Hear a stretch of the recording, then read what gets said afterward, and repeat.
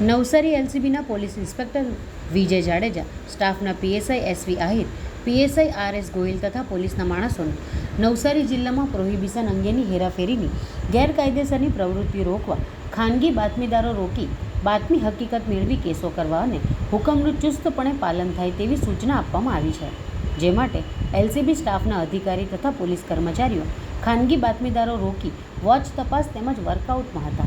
દરમિયાન આજે તારીખ 8/9/2024ના રોજ હેડ કોન્સ્ટેબલ લલિતભાઈ અશોકભાઈ તથા હેડ કોન્સ્ટેબલ યુવરાજસિંહ જુવાનસિંહને મળેલી બાતમીના આધારે વિરાવળ ગામ પૂર્ણા નદીના પુલના ઉત્તર છેડે વોચ ગોઠવી આરોપી સંજય ઉર્ફે લંગડો,